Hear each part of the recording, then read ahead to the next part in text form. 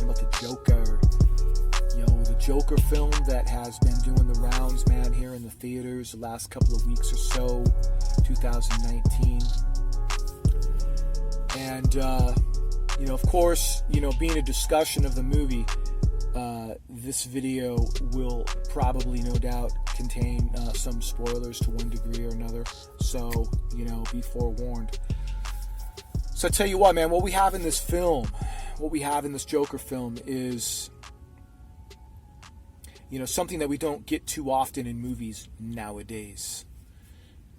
Something that we don't get too often in movies nowadays. And that is a character study. Not just a character arc. But rather a brooding meditation on the,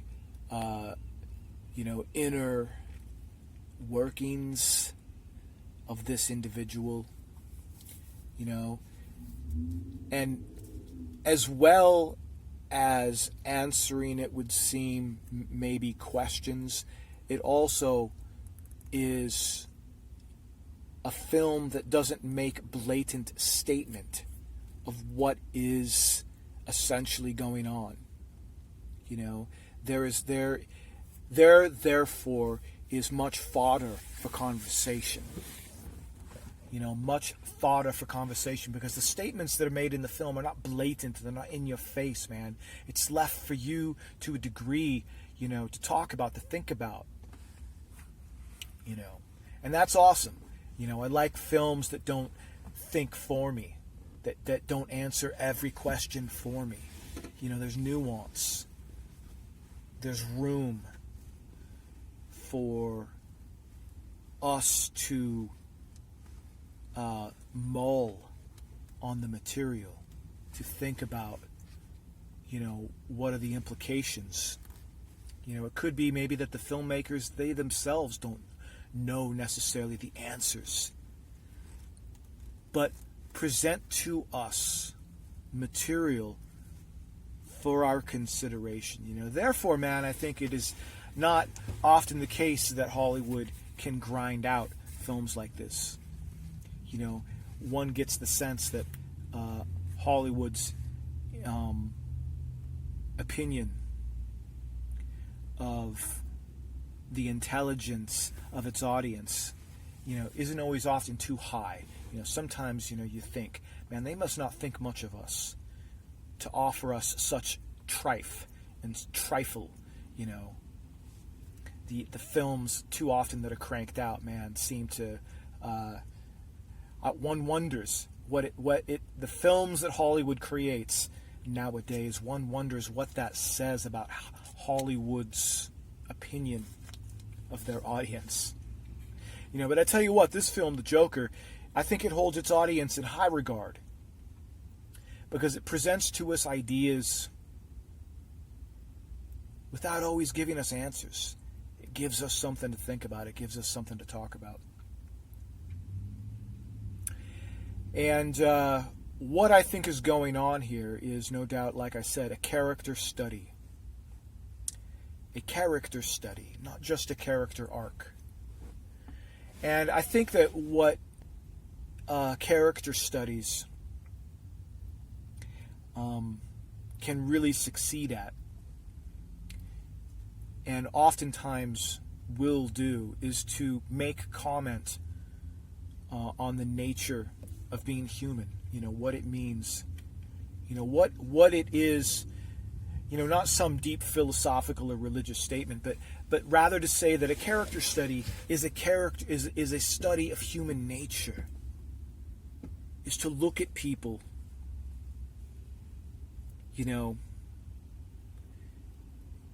soberly, distinctly, and to see the decisions, the choices that people make within the circumstances, in which they find themselves. This is what a character study, I think, excels at. Discovering, alluding to motivations, why people do what they do. Because I think so often, man, it's lost on us, why things sometimes happen. We think when there are villains in our society, we think of them as but pariahs, freaks of nature, that somehow they must be born with some mutation, some moral mutation of their mind and biology that how else can you explain the nightmares and the things that people do and the murder that people commit? So I think in society we villainize our villains in the sense that we strip them of humanity, and think of them but pariahs.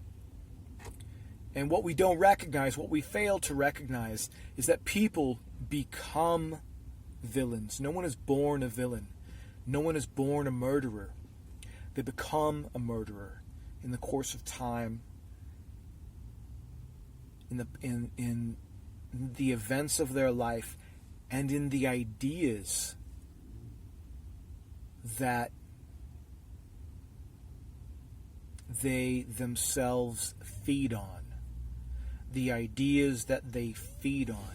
In the scripture, Christ said that, you cannot live by bread alone, but by every word that comes from the mouth of God. Thou shalt not live by bread alone, but by every word that comes from the mouth of God. It implies, man, that there is something distinctive of human nature, that we must live off of ideas. You cannot live your life without consuming ideas. Ultimately, our actions are born on the ideas that we feed upon, the ideas that we simmer in, that we are steeped in. People, no doubt, take action, but actions are not arbitrary. Actions are not without basis, without root, without internal thought. An action need not be premeditated.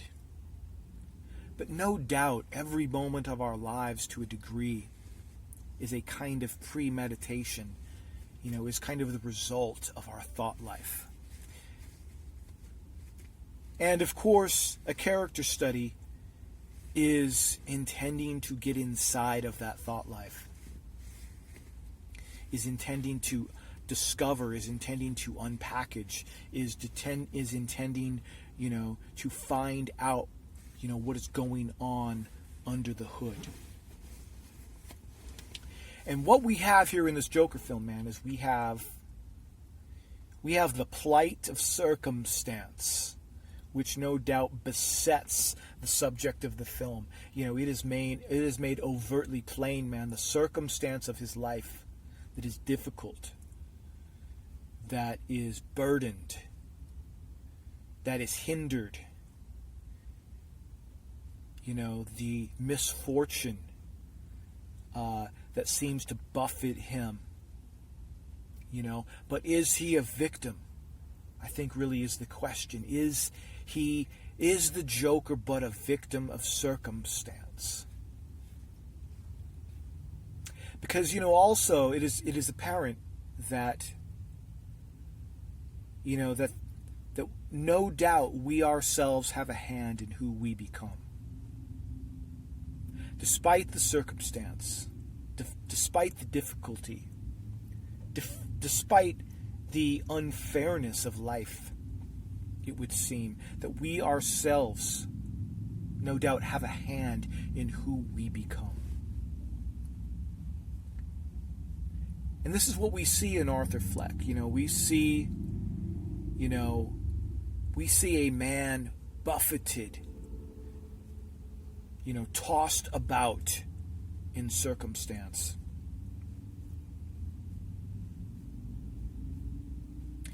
To a degree, It is as though he is a wreckage crashed upon the rocks, and the waves would seem to be pulling his ship apart. Every day that the tide rolls in, it seems to pull at his timbers. It seems to pull at his principal beams, breaking him in the surf. Breaking him in the surf. This is the circumstance. Cold, unsympathetic. And yet, how human is it? How human is this?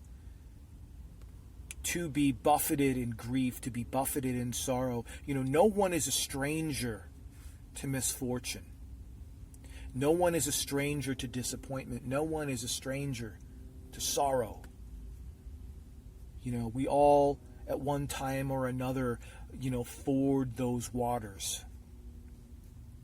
And yet in this film, man, this is where we find the character. This is where we find the subject, man. We find him in those waters,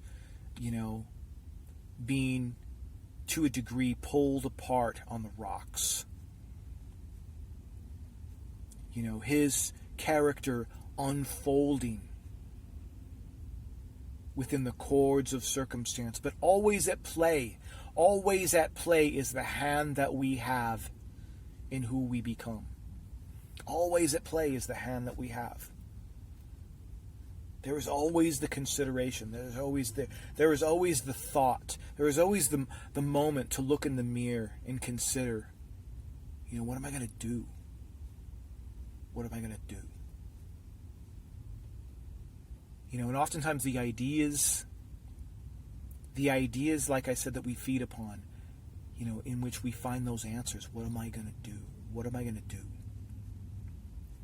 do? We find in the film, in the culmination of the film, near the end, it is Arthur Fleck is asked. He's like, what do you believe in?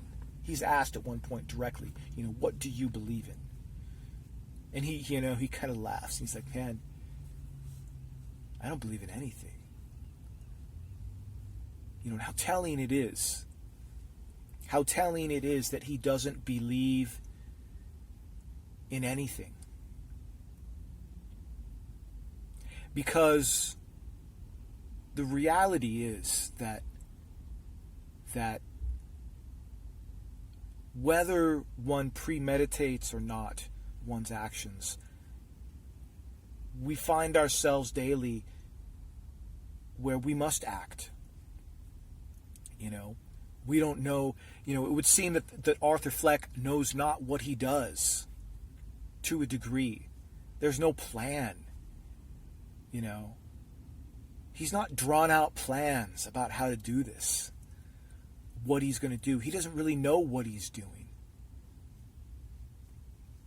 In the book of Proverbs, chapter 15 and verse 24, it reads that the way of life winds upwards for the wise, that they may turn away from hell below. And what we find in Arthur Fleck is we find a man, intimately wanting, intimately, empty of wisdom. In the film his employment is to be a clown. So he is kind of the embodiment of the fool, who doesn't know what he's doing, man. Fumbling through life blindly. Fumbling through life, groping along the wall as the blind. Moaning sadly within himself, grieved within himself. But in the culmination of this personal interior, whirlpool that is, his circumstance, that is the poverty of belief, the poverty of of wisdom, the poverty of assertion. He has no assertions because he believes in nothing. In the culmination of this, he finds himself in a circumstance, where he can, it would seem, lash out at the sorrow, lash out at the poverty, lash out at the pain that he feels. And for a moment, it would seem that he can, in a moment, have power over his powerlessness. And this, of course, this, of course, in the film is when he kills those three stock market dudes on the train. One of them seemingly out of self-defense, but the other two, man, it's like for the first time in his life, he felt like he had power. And seemingly, to the nihilist, the one thing that does exist is power. Seemingly to the nihilist who believes in nothing, the one thing that is apparent in life, is that those with power get what they want. And it would seem that this character, Arthur Fleck, it seems like he gets a taste of that on the train with the gun in his hand, with the revolver, as an extension of his desperation. It would seem that for a moment, man, he gets a taste of what it means to have power, what it means to get what he wants. And this becomes, a moment for him where it would seem that the die is cast. That the mold of his life, the emptiness of his assertions, the lack of compass, and the grief of his circumstance is a kind of mold that in that moment of action, in that moment of taking, power into his own hands, the steel, the liquid steel is pressed into the mold and the die is cast. And he is a different person than the person he was at the beginning of the film. What we see in this film is a person molded by their own ideas or the lack of their own ideas, and yet life holds him to the fire and presses out of him somebody other than who he began as. Life holds him to the fire and presses out of him somebody other than who he began as, but using the material of his life as fodder for who he would become. The nihilism of his thought life, the grief and depravity of society that leans into him as a weight and a burden, and the powerlessness of him as a man to secure what he wants in life. The die therein is cast when he commits those murders on the train. And he realizes, he confesses, I think it's to his, not sure who he's talking to, his psychologist, I think. And he says that people finally are taking notice. So that's really a confession of that he has discovered that there is power. If he doesn't even think about it, he has tasted that there is power in killing. That there is power in killing and acting unsympathetic. It's as though he had come to the conclusion, if life is cold, if life is unsympathetic, then I will be cold, I will be unsympathetic. If life has taken from me what it wants, then I will take what I want. I will reflect back to life the coldness, the grimness, the darkness, the circular nihilism of his own internal emptiness, in which he believes in nothing. Therefore, there is no reason not to do and not to take what he wants from life. And this is really what we really find, and this is sort of the joke of it. The joke of it. That no, the Joker is not a victim of circumstance, but the product of ideas. The product of ideas, because life will hold you to the fire, and life will forge out of us something other than what we began as. We will become, in the course of becoming, our ideas, our volition, is that much more the fodder of who we become rather than the circumstances of our lives.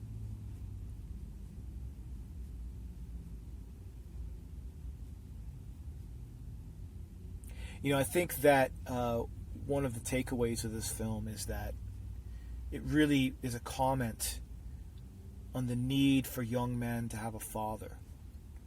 It is really a comment on the need for young men to not just have an intellectual compass, not just an intellectual sense of right or wrong, but it's like it has to be sourced in something that has feeling.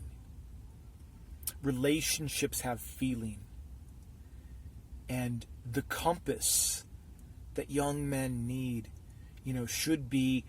need be grounded in a relationship with their father.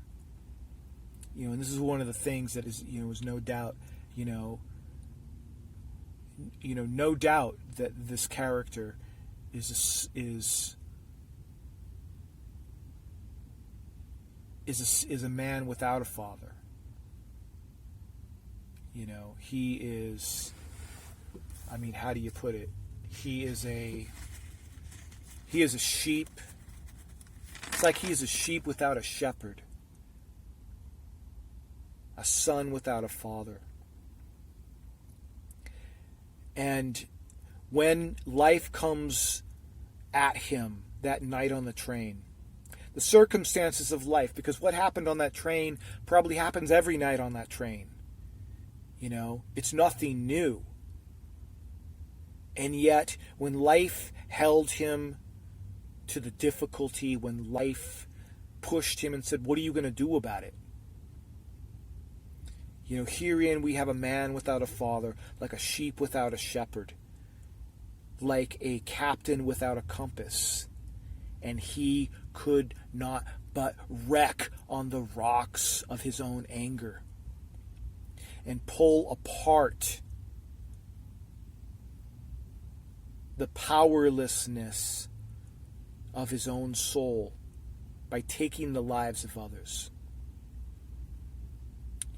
Raging against the limitations of his own world, the darkness of his own world, that he would then reflect back to the world darkness, to dispel, if but for a moment, his own pain, his own ruin, his own impotence. This is the subject of this movie. And yet, though he may have begun the movie without intention, this is not what he intended to become, seeds, no doubt, are sown. And in the course of the film, those seeds grow up and become,